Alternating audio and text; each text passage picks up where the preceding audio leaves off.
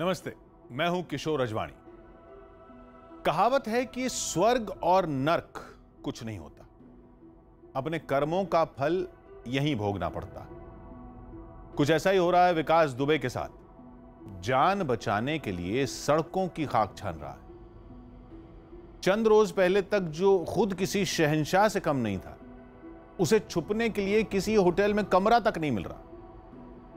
परछाई की तरह साथ चलने वाले गुर्गे नहीं रहे, आलीशान गाड़ियां नहीं रही, महलनुमा घर नहीं रहा, और न ही वो सल्तनत रही जो उसने खुद बनाई थी। केवल यूपी नहीं बल्कि राजस्थान, हरियाणा, मध्य प्रदेश समेत 6 राज्यों की पुलिस विकास दुबे को खोजने में लगी है। अब विकास दुबे की नई तस्वीरें सामने आई। दिल्ली के पास फरीदाबाद की एक सड़क के सीसीटीवी कैमरे की रिकॉर्डिंग में विकास दुबे दिखाई दिया। सड़क पर किसी आम आदमी की तरह ऑटो का इंतजार करता हुआ और फिर ऑटो में बैठकर जाता हुआ। यह तो तय हो गया कि विकास दुबे फरीदाबाद में था।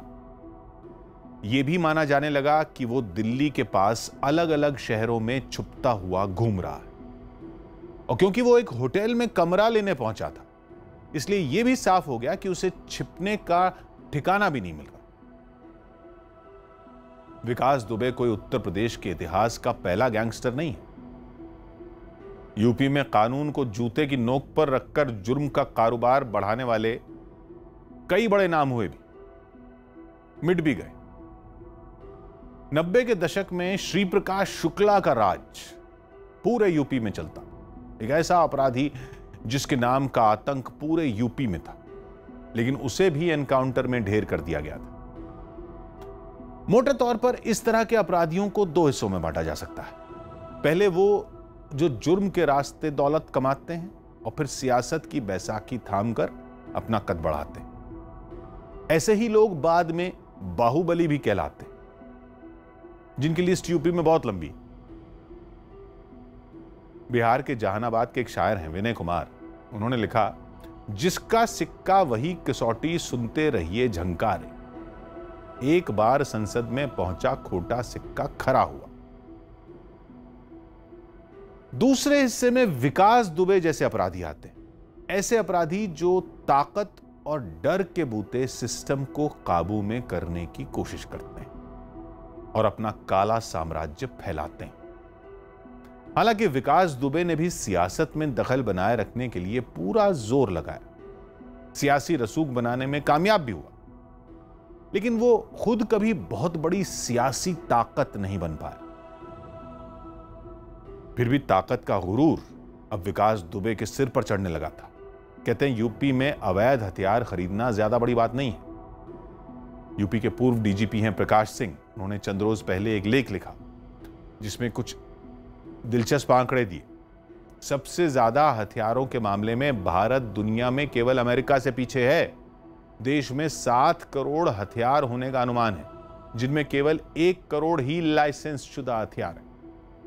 इसलिए कहते हैं कि हथियार रखने वाला कोई बड़ा अपराधी नहीं होता, बल्कि सही वक्त पर बिना ज्यादा सोचे हथियार चलाने की हिम्मत जुटा लेना किसी को अपराधी बनाता है। अपराधी कितना भी बड़ा हो, उसमें खाकी वर्दी का खौफ जरूर होता है। यानी सामने अगर पुलिस हो तो गोली चलाने से पहले अपराधी 100 बार सोचता है। लेकिन कहते विनाश काले विपरीत बुद्धि। विकास दुबे ने पुलिस वालों को ही सबक सिखाने का फैसला कर लिया। खाकी वर्दी वालों का ऐसा नरसंहार जैसा यूपी के इतिहास में पहले कभी नहीं हुआ। लेकिन अब विकास दुबे के सामने जान बचाने की चुनौती है।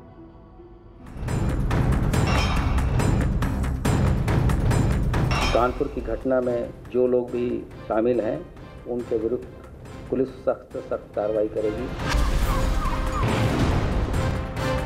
हम लोग अपने साथियों की शहादत को वेस्ट नहीं जाने देंगे।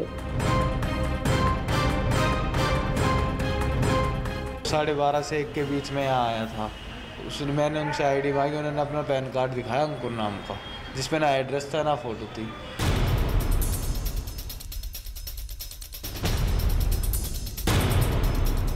गुनाहों के विकास का सर्वनाश।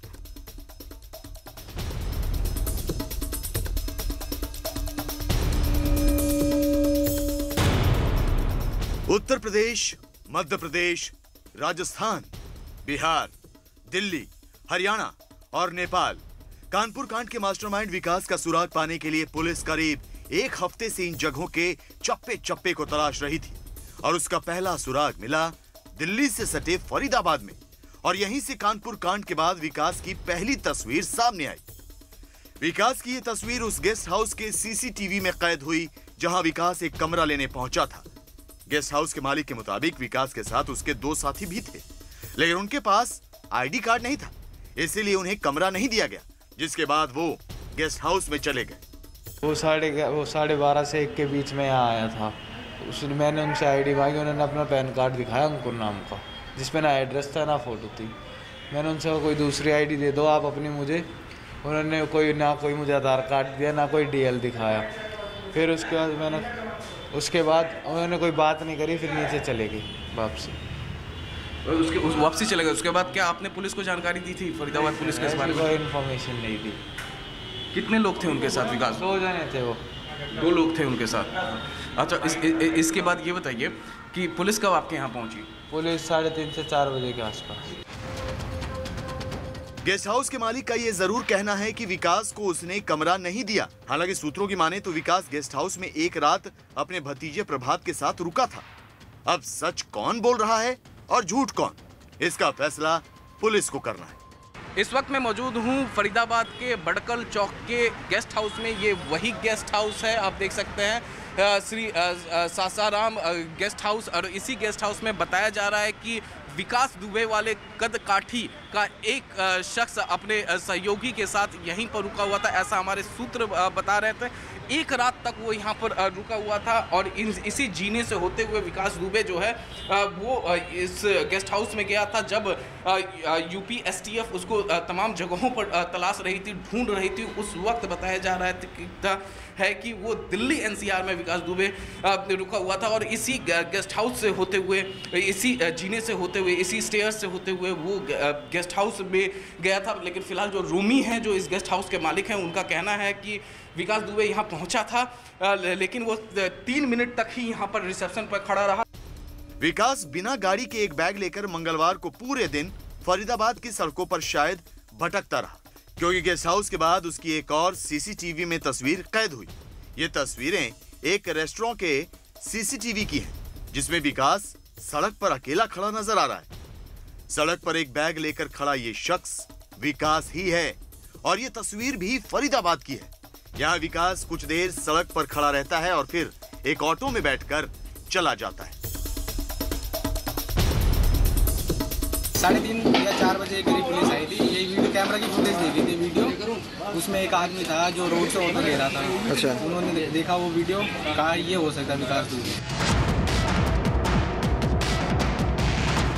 फरीदाबाद में विकास की हलचल को देखने के बाद गुरुग्राम और पूरे एनसीआर में पुलिस चौकन्नी हो गई। सीसीटीवी की तस्वीरों से साफ हो गया कि पुलिस से लुका छिपी कर रहे विकास ने फरीदाबाद में अपना अड्डा बना रखा था और उसका यहाँ कोई मददगार भी है। पुलिस को उस मददगार का भी सुराग मिल ही गया। इस वक्त मैं मौजूद हूँ फरीदाबाद के न्यू इंदिरा नगर कॉम्प्लेक्स में और यहाँ पर तस्वीरों में आप देख सकते हैं कि यहाँ पर फरीदाबाद पुलिस लगातार यहाँ पर इन्वेस्टिगेशन कर रही है। घर के अंदर फरीदाबाद पुलिस मौजूद है, छत के ऊपर फरीदाबाद पुलिस मौजूद है। और यहाँ पर देखिए ये जो घर है, ये जो मकान है, ये शांति मिश्रा है और मकान नंबर 38 है, सेक्टर 87 में होता है। आप देख सकते हैं फरीदाबाद पुलिस इस वक्त दरवाज़ा बंद कर दी क्योंकि इन्वेस्टिगेशन लगातार यहाँ पर जारी है। न्यू इंदिरा नगर कॉम्प्लेक्स है ये और यहीं पर बताया जा रहा है विकास दुबे अपने सहयोगियों के साथ रह रहा था। फरीदाबाद में विकास का सुराग मिलते ही पुलिस न्यू इंदिरा कॉम्प्लेक्स के मकान नंबर 38 में दबे पांव पहुंची, लेकिन पुलिस के आते ही मकान की छत से गोलियां चलनी शुरू हो गई। जवाब में पुलिस ने भी फायरिंग की। बाद में पुलिस ने मकान से 3 लोगों को गिरफ्तार किया, लेकिन विकास यहां भी हाथ नहीं आया। पुलिस को इस घर से 4 पिस्तौल मिली है, जिसमें 2 पिस्तौल उत्तर प्रदेश पुलिस की है, जिसे मुठभेड़ की रात लूटा गया था। इसके साथ ही मकान से 44 जिंदा कारतूस भी बरामद हुए। श्रवण कुमार मिश्रा और अंकुर सन ऑफ श्रवण कुमार और कार्तिक के। इन तीनों पे आरोप क्या है? क्या इनके पास से रिकवर क्या हुआ है? मिला क्या है? पिस्तौल मिले हैं। पिस्तौल कितनी पिस्तौल मिली है? 4। 4 पिस्टल मिली है। हाँ, तो सर क्या कानपुर पुलिस से लूटी हुई भी? हाँ, दो कानपुर पुलिस से लूटी हुई और 2 अवैध हथियार है पिस्टल। फरीदाबाद में मुठभेड़ के बाद पुलिस ने जिन 3 लोगों को गिरफ्तार किया वो विकास के काफी करीबी।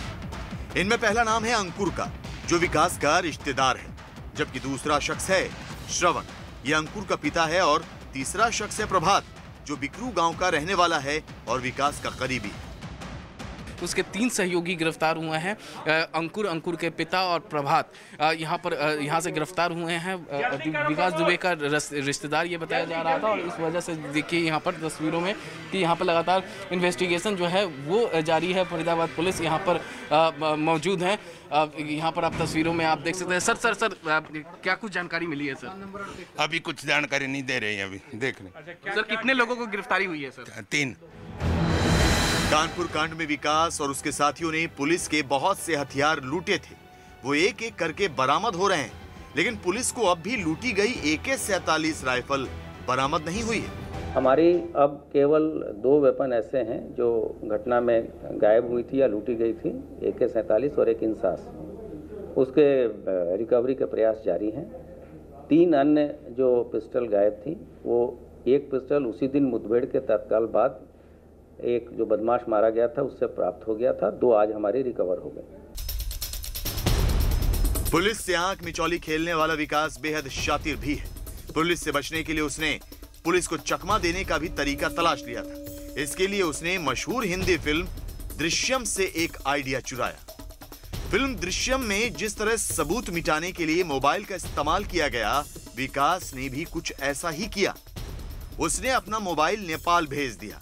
मोबाइल नेटवर्क को ट्रैक करके पुलिस ने नेपाल में विकास की तलाश तेज कर दी, लेकिन विकास पुलिस को चकमा देकर फरीदाबाद पहुंच गया। हिंदी फिल्म दृश्यम में ठीक ऐसा ही दिखाया गया है।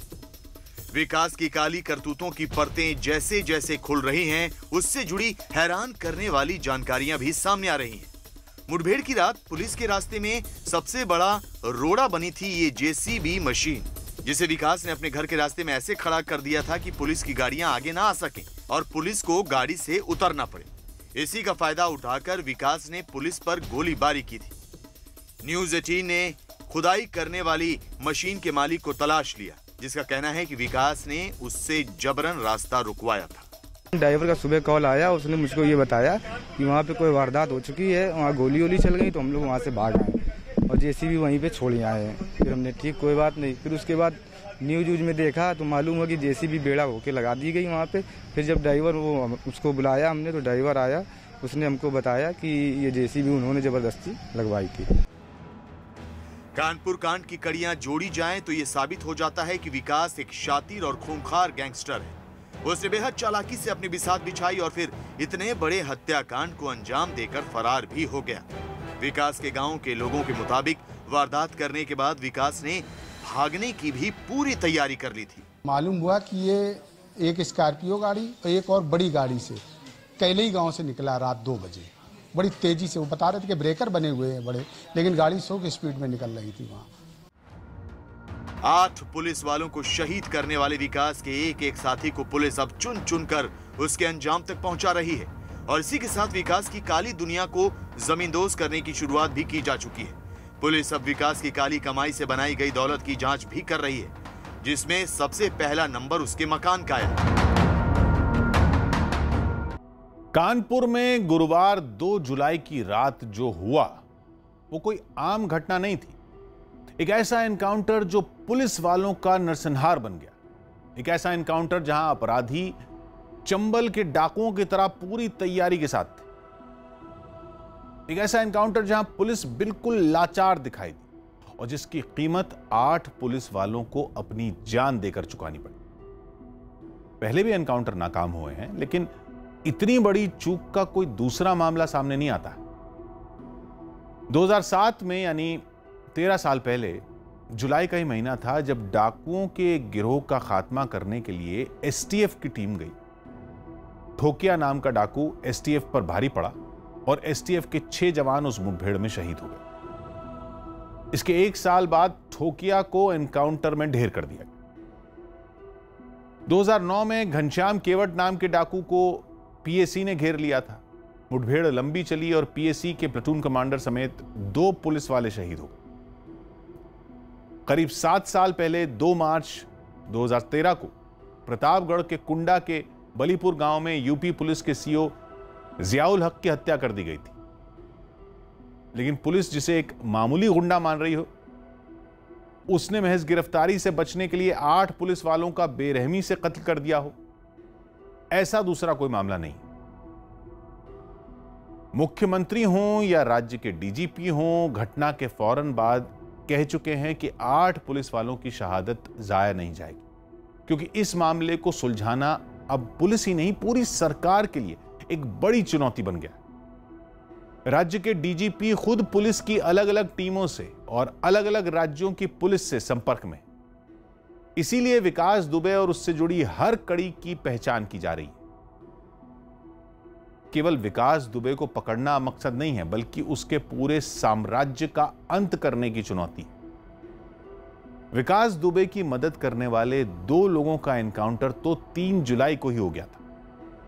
अब उसका दायां हाथ कहे जाने वाले अमर दुबे को भी मुठभेड़ में ढेर कर दिया गया।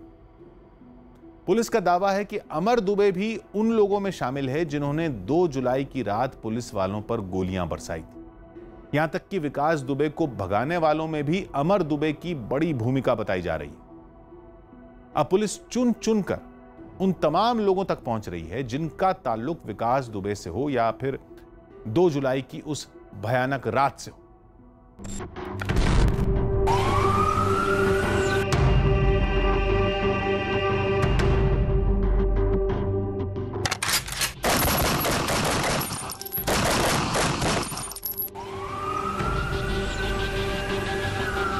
की घटना में जो लोग भी शामिल हैं उनके विरुद्ध पुलिस सख्त से सख्त कार्रवाई करेगी।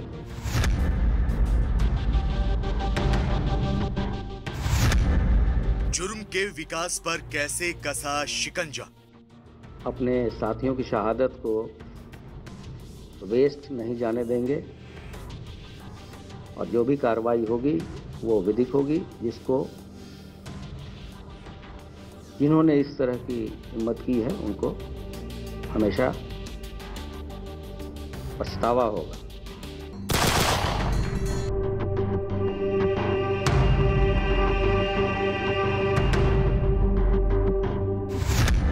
कैसे खुली शिवली के डॉन की क्राइम डायरी।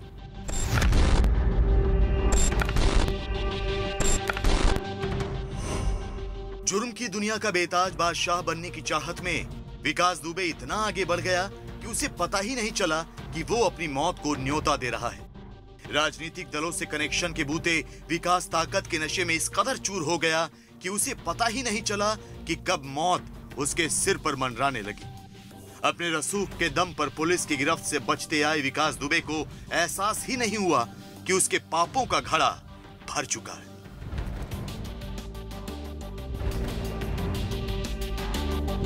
तो 8 पुलिस वालों की मौत के बाद शिवली के डॉन को उसके किए की सजा देने के लिए उत्तर प्रदेश की पुलिस ने एक एक कर विकास के गुर्गों पर शिकंजा कसना शुरू किया।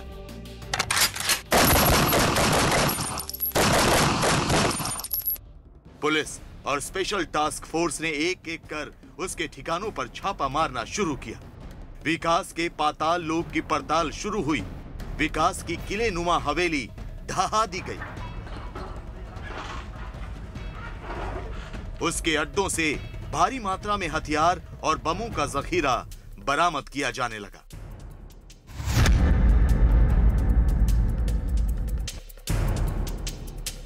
विकास दुबे ने कानपुर और उससे सटे इलाकों में दहशत का जो साम्राज्य खड़ा किया था, उसमें सबसे बड़ा किरदार अदा किया था अमर दुबे ने।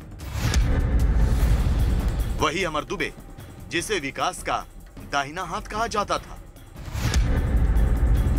वही अमर दुबे जिसे विकास का राजदार कहा जाता था।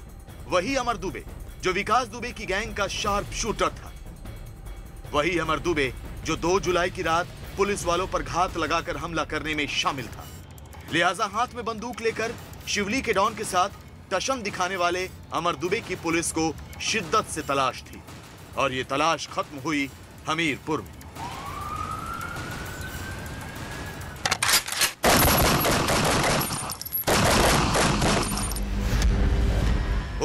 प्रदेश पुलिस और एसटीएफ को अमर दुबे के हमीरपुर में छिपे होने की खबर लगी, जिसके बाद उसे घेर लिया गया और सरेंडर करने को कहा गया। लेकिन विकास का गुर्गा अमर दुबे एसटीएफ पर गोलियां चलाने लगा। स्पेशल टास्क फोर्स ने भी जवाबी कार्रवाई की, जिसमें अमर को गोली लग गई। जख्मी हो चुके अमर दुबे को अस्पताल में भर्ती कराया गया, जहां उसे मृत घोषित कर दिया गया। अमर दुबे के पास से 32 बोर की सेमी ऑटोमेटिक पिस्टल बरामद की गई। मौदहा की टीम और एसटीएफ की टीम द्वारा घेराबंदी की गई तो इस व्यक्ति ने पुलिस टीम पर फायरिंग की, जिसमें कि हमारे एसएचओ मौदहा को गोली लगी और एक एसटीएफ के कांस्टेबल को गोली लगी। जो जवाबी कार्रवाई की गई उसमें ये व्यक्ति घायल हुआ, इसे यहाँ से हॉस्पिटल भेजा गया। हॉस्पिटल में इसे अभी कुछ देर पहले सूचना मिली है कि मृत घोषित कर दिया गया है। कानपुर के चौबेपुर थाने में अमर दुबे के खिलाफ 5 मुकदमे दर्ज हैं। उस पर पुलिस ने 50,000 का इनाम भी रखा हुआ था। तो अमर दुबे के बारे में जो जानकारियां हाथ लगी हैं, वो बेहद चौंकाने वाली हैं।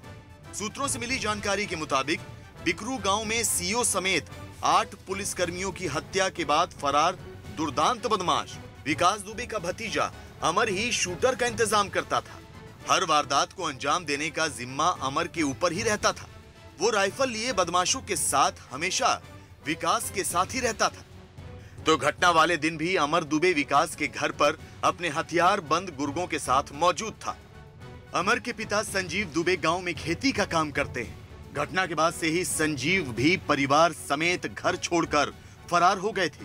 लेकिन उत्तर प्रदेश की पुलिस ने अमर दुबे के पिता को परिवार समेत गिरफ्तार कर लिया। यही नहीं, विकास दुबे के एक और गुर्गे को पुलिस ने गिरफ्त में ले लिया। 50,000 के इनामी बदमाश और विकास दुबे गैंग के सदस्य श्यामू वाजपेयी को चौबेपुर से गिरफ्तार किया गया। कानपुर के चौबेपुर थाने क्षेत्र का रहने वाला कुख्यात बदमाश विकास दुबे का गुर्गा श्यामू वाजपेयी, जिसके साथ पुलिस की आज सुबह मुठभेड़ हुई है। 6:10 पर पुलिस के अनुसार ये मुठभेड़ हुई है। 3 इंस्पेक्टर लेवल के अधिकारी आए थे जो जांच कर रहे थे और उसके जांच के दौरान उन्होंने देखा कि एक युवक भाग रहा है। जब उसका पीछा किया तो पुलिस पर उस युवक ने, आरोपी श्यामू वाजपेयी ने पुलिस पर फायरिंग कर दी, जिसके बाद पुलिस ने भी उसके ऊपर फायरिंग की और उसके पैर में गोली लगी है। फिलहाल श्यामू वाजपेयी घायल है, जिसका इलाज जिला अस्पताल में चल रहा है। श्यामू वाजपेयी पुलिस पर गोलियां चलाते हुए भाग निकलने की फिराक में था, लेकिन पुलिस की गोली उसके पैर में लगी और वो जख्मी हो गया। इसके बाद पुलिस ने उसे कानपुर के हैलेट अस्पताल में भर्ती कराया, जहां इलाज के बाद उसे हिरासत में ले लिया गया। घर में थे, आज तुमको पुलिस ने कहाँ से पकड़ा है? और भी थाने में थे। तुम उस दिन रात में थे कि नहीं थे? पता नहीं सर, ये नहीं मालूम कितने तुम उस दिन मुठभेड़ में थे कि नहीं थे? नहीं थे। विकास की मुठभेड़ में थे? नहीं थे।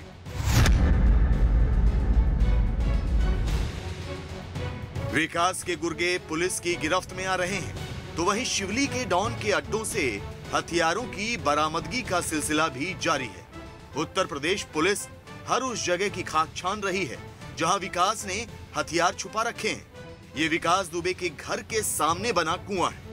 पुलिस को शक है कि विकास ने यहां 2 जुलाई की वारदात में इस्तेमाल किए गए हथियार फेंके होंगे। लिहाजा बिकरू गांव के इस कुएं का पानी पंप के जरिए बाहर निकाला जा रहा है, ताकि विकास के पाताल लोक की पड़ताल की जा सके और उसके जुर्म से जुड़े सबूत इकट्ठा किए जा सके।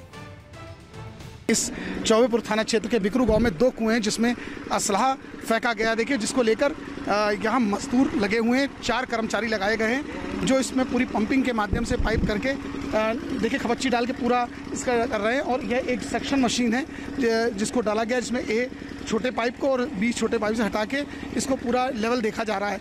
4 मजदूर यहाँ लगाए गए हैं और 4 दूसरे कुएं में। बहुत कम उम्र में ही अपराध की दुनिया में कदम रखने वाले विकास दुबे के काले कारनामों की फहरिस्त बहुत लंबी है। विकास दुबे की क्राइम कंपनी में शामिल गुर्गों की तादाद भी बहुत ज्यादा है, लेकिन उत्तर प्रदेश पुलिस विकास दुबे और उसके गैंग में शामिल गुर्गों का सफाया करती जा रही है। विकास की दहशत की लंका में आग लग चुकी है। कानपुर और इसके आसपास के लोग अब राहत की सांस ले रहे हैं।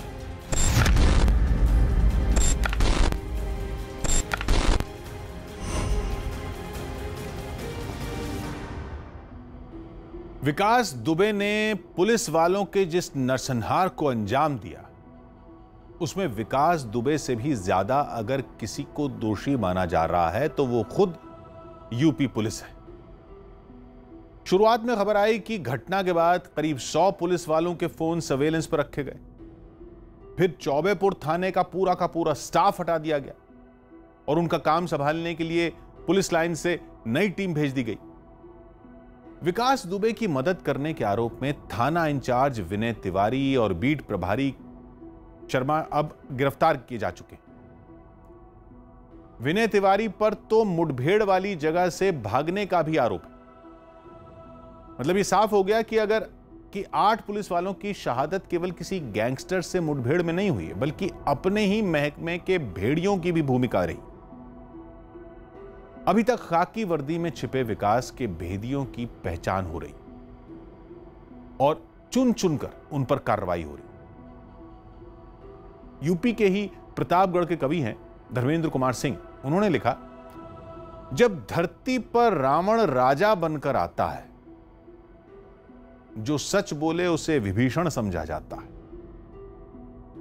भूख अन्न की, तन की, मन की फिर भी मिट जाती, धन की भूख जिसे लगती सब कुछ खा जाता है। कुछ तो बात यकीनन है कागज की कश्ती में, दरिया छोड़ो इससे सागर तक घबराता है। विकास दुबे का साम्राज्य ऐसा था कि उसकी मर्जी के बिना पत्ता तक नहीं हिलता था। कहने वाले तो ये तक कहते हैं कि विनय तिवारी के थाना इंचार्ज रहते हुए चौबेपुर थाना विकास दुबे ही चला रहा था। यानी जिस अपराधी को बरसों पहले कानून की गिरफ्त में होना चाहिए था, पूरा थाना उसी की मुट्ठी में था। एसएसपी कानपुर रहे अनंत देव तिवारी तक भी शक के घेरे में, जिनका तबादला कर दिया गया। लेकिन यह कहानी उलझी हुई इसलिए है क्योंकि जिस विकास दुबे को पुलिस ने कभी कोई बड़ा अपराधी ही नहीं माना, पुलिस के बड़े बड़े अफसरों पर उसकी मदद करने और उसके लिए मुखबिरी करने के आरोप लग रहे हैं।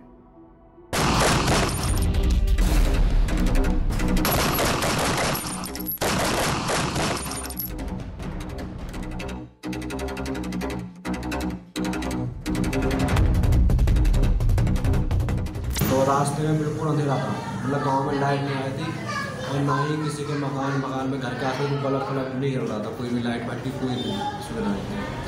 तो हम विकास दुबे घर के पास पहुंचते हैं तो वहाँ पे एक जेसीबी खड़ी थी।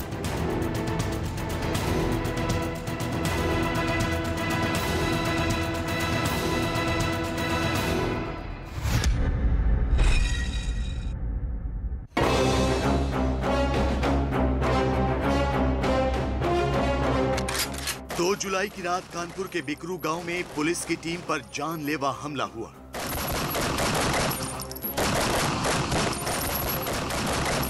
आठ पुलिस वाले शहीद हो गए। इसके बाद विकास दुबे नाम का एक गैंगस्टर सुर्खियों में छा गया। शहर शहर उसके पोस्टर चस्पा कर दिए गए। तो विकास की तलाश शुरू होते ही जुर्म की दुनिया से जुड़े ऐसे ऐसे राज सामने आने लगे जिनसे उत्तर प्रदेश पुलिस का भी सिर चकरा गया। विकास दुबे और पुलिस का एक ऐसा गठजोड़ सामने आया जिससे हर कोई हैरान रह गया। खाकी में मौजूद विकास के मुखबिरों की तादाद लंबी होती चली गई। जिनमें से सबसे ऊपर किसी का नाम है तो वो है चौबेपुर के पूर्व थानाध्यक्ष विनय कुमार तिवारी और बीट प्रभारी के शर्मा।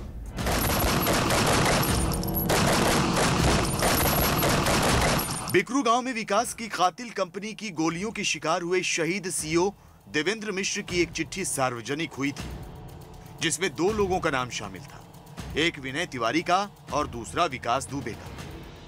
विनय तिवारी पर विकास दुबे की मदद करने का आरोप लगाते हुए देवेंद्र मिश्र ने तत्कालीन एसएसपी अनंत देव से कार्रवाई की मांग की थी। यही नहीं, देवेंद्र मिश्र ने अपनी चिट्ठी में किसी अनहोनी का शक भी जाहिर किया, लेकिन अनंत देव ने कोई कार्रवाई नहीं की।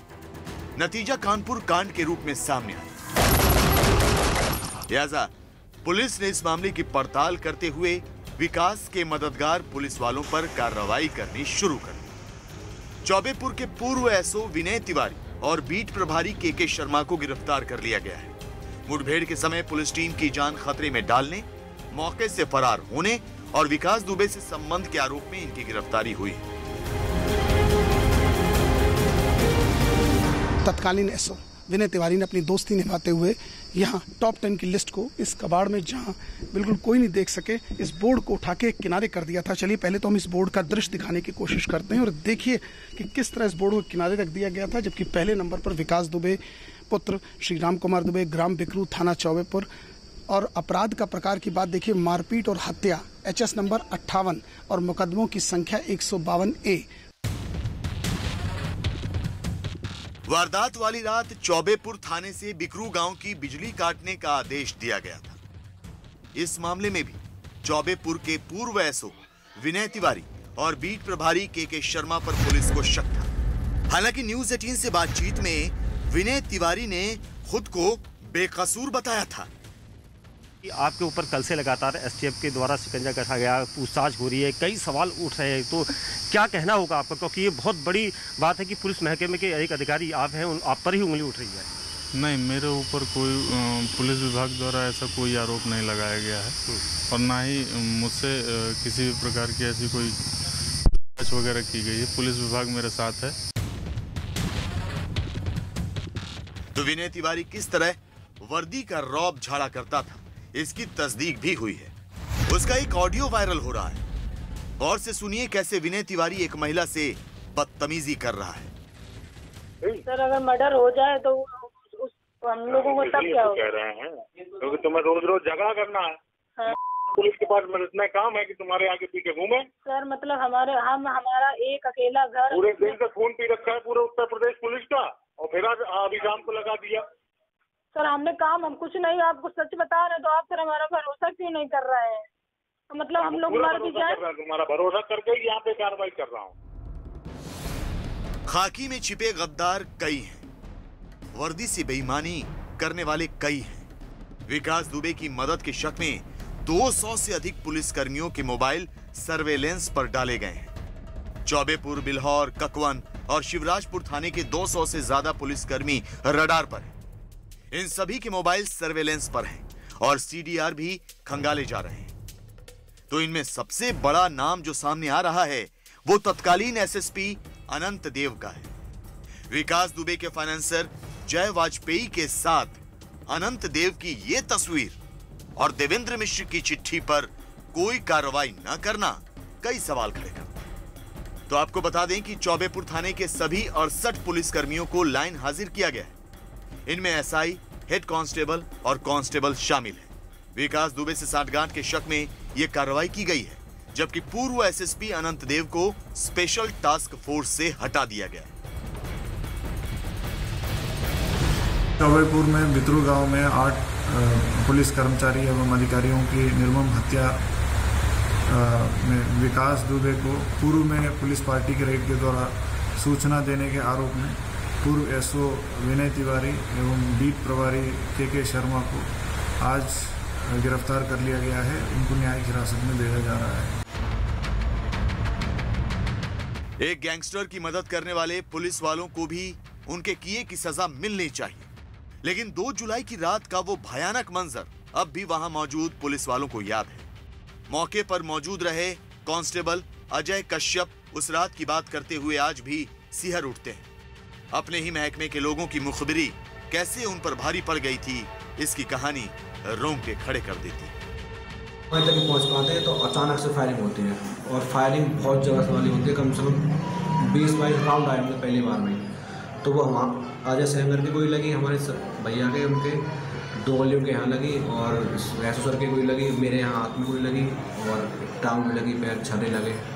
तो हम बड़ी मुश्किल से, हमें एक आड़ सी दिखाई दी दीवार की, उस दीवार की आड़ लेके हमने थोड़ी कवरिंग फायरिंग की, कवरिंग फायर करते हुए, लेकिन हमें अंधेरा बहुत था। जुर्म की दुनिया से पुलिस का राब्ता तो होता रहता है, लेकिन ऐसा वाकया कभी कभार ही सामने आता है जब खाकी ही खाकी की दुश्मन बन जाए, जब वर्दीधारी गुंडे और बदमाशों के खैर ख्वाह बन जाए। लिहाजा सिस्टम में मौजूद इन जैसे वायरस की पहचान करना और उन्हें निकाल बाहर करना बेहद जरूरी है, वरना कानपुर कांड दोहराया भी जा सकता है।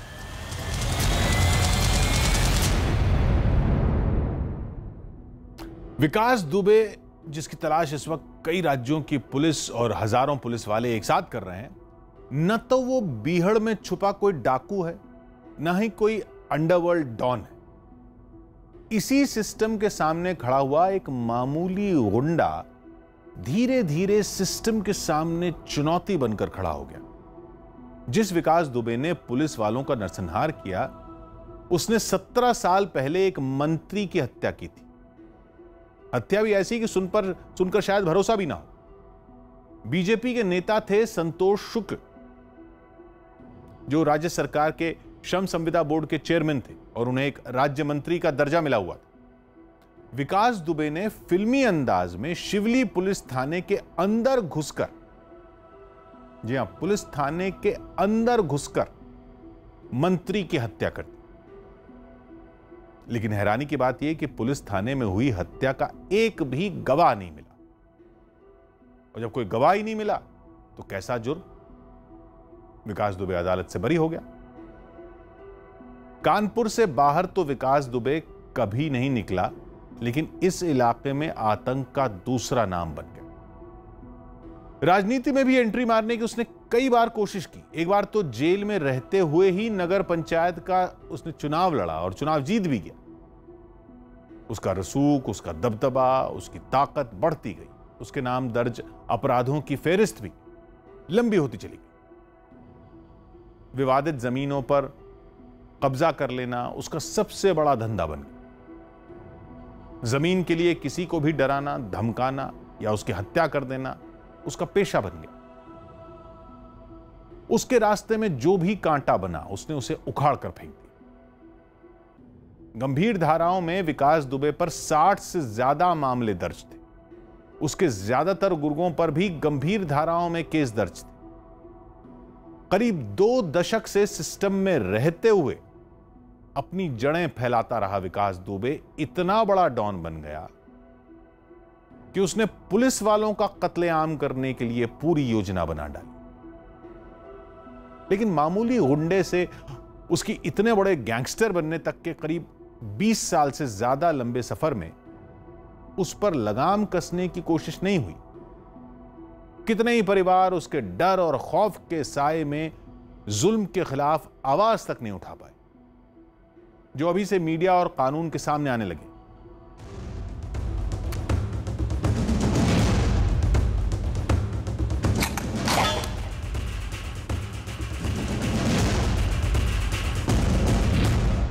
कानपुर कांड से पूरे देश को दहलाने वाले विकास की काली करतूतें भले ही अब सामने आ रही हों, लेकिन जुर्म की दुनिया से उसका बहुत पुराना नाता है। विकास के जुल्मों का शिकार हुए लोग डर की वजह से आज तक अपना दर्द किसी से नहीं कह पाए। लेकिन अब जैसे जैसे विकास की काली दुनिया का सूरज ढलने लगा है, लोगों के जहन से विकास का खौफ भी कम होने लगा है। उसके जुल्मों का शिकार हुए लोग अब एक दूसरे को मिठाई खिलाकर खुशी जाहिर कर रहे हैं। ये हैं छोटे खान और ये हैं छोटे खान के बेटे सलीम खान।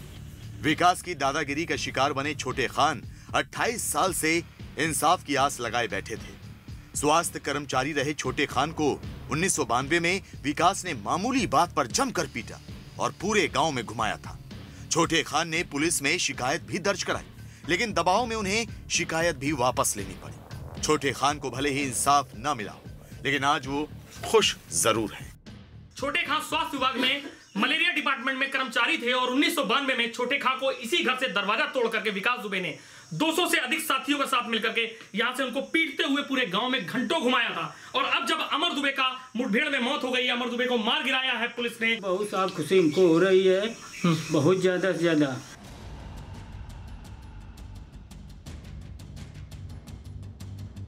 ये है लल्लन वाजपेयी। लल्लन का आरोप है कि विकास ने इनके और इनके भाई की हत्या के मकसद से हमला किया था, लेकिन इनकी जान तो बच गई। हालांकि हमले में एक शख्स की मौत हो गई थी। लल्लन का आरोप है कि विकास को राजनीतिक संरक्षण मिला हुआ था, जिससे उसके खिलाफ कार्रवाई नहीं होती थी। एक संज्ञान में आया था कि उसमें नेम्ड नहीं हो पाया था, लेकिन उसके पहले भी इसने एक हत्या कर दी। तो इसके बाद मैंने उसको देखता था कि भोला भाला तो बना, ये ऐसा अपराध कर सकता है। 95 में मैं चुनाव लड़ा और 97 में मेरे भाई पे जब हमला इसने कर दिया, चूँकि इसकी कुछ छोटी मोटी इधर उधर जैसे दुकानों से वसूली कर लेना, ये कर लेना, वो कर लेना, इसका मैं विरोध करता था। जुर्म की दुनिया में विकास का एक लंबा इतिहास है। स्कूल कॉलेज के समय से ही विकास ने लूटपाट और डकैती जैसी वारदात को अंजाम देना शुरू कर दिया था। 1990 में 20 साल की उम्र में विकास को छोटे मोटे झगड़े के सिलसिले में पुलिस ने पहली बार पकड़ा था और उसे छोड़ दिया।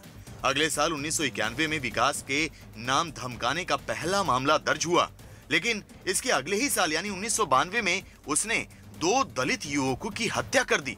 1992 से 2000 तक वो सियासत की दुनिया में किस्मत आजमाता रहा, लेकिन साल 2000 में उसने शिवली में रिटायर्ड प्रिंसिपल सिद्धेश्वर पांडे की हत्या कर दी। इसके बाद उसे शिवली का डॉन कहा जाने लगा।